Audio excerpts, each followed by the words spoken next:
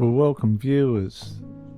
There's a matter raising a serious question of public accountability, representative legitimacy and fiduciary responsibility in the administration of Commonwealth funding intended for Aboriginal and Torres Strait Islander people.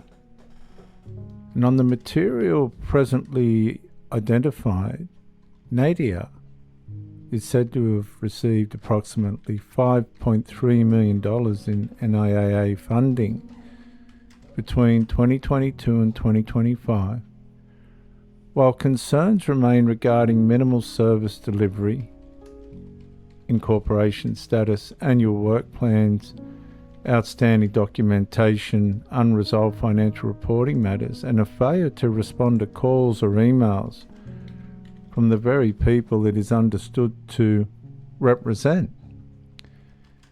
If those matters are accurate, the issue is not merely administrative delay. It becomes a question of whether public money intended for community benefit has been matched by transparent delivery, accountable governance, and accessible representation and proper reporting.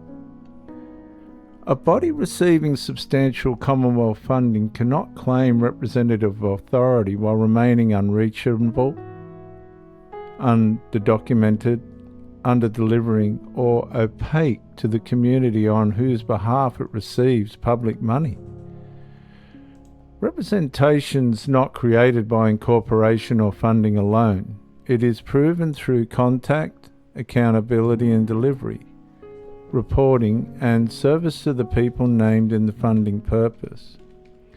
And this concern is heightened because the National Indigenous Australians Agency itself has been the subject of audit scrutiny regarding provider fraud and non-compliance risks. And the NAO found NIAA's management of provider fraud and non-compliance risks to be partly effective, identifying weaknesses in frameworks, prevention, detection, triage, timeliness, closure reporting, record keeping, and proactive controls. And that's from the National Indigenous Australians Agency Management Report. So, here's a question, viewers. Was the funding translated into real, measurable, accessible benefit for the represented people? Or has public accountability been displaced by paperwork, organisational protection, and delayed explanation? Can you confirm how much money has been spent on NATIA since its establishment?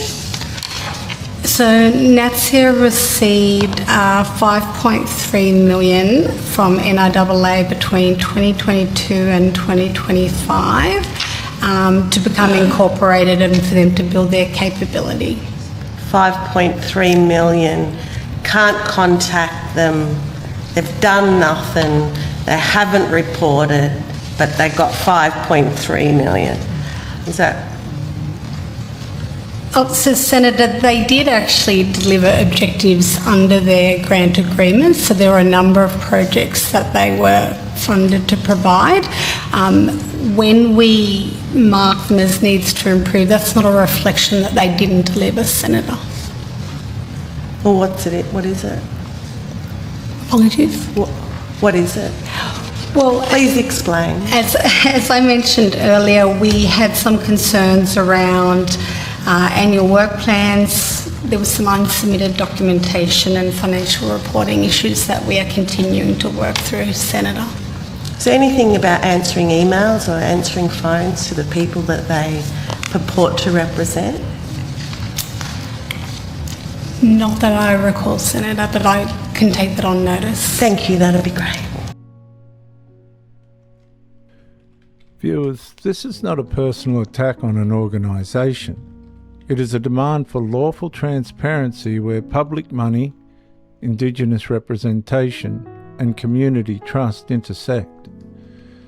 If an organisation receives millions of dollars to represent people, then the people must be able to see the representation, contact the representatives, understand the work plans, examine the outcomes, and receive a proper explanation on how public funds were applied.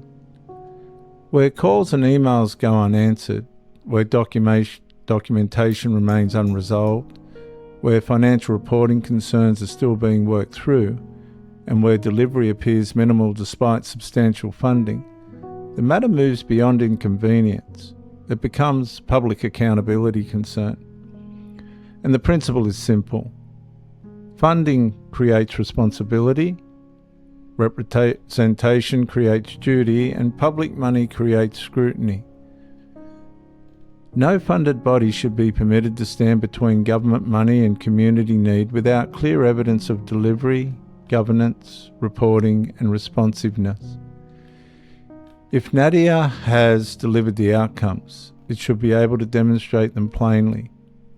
If it has not, then the question becomes why substantial funding continued, who monitored performance, what was reported to NIAA, and whether the represented people were left unheard while the administrative structure remained funded.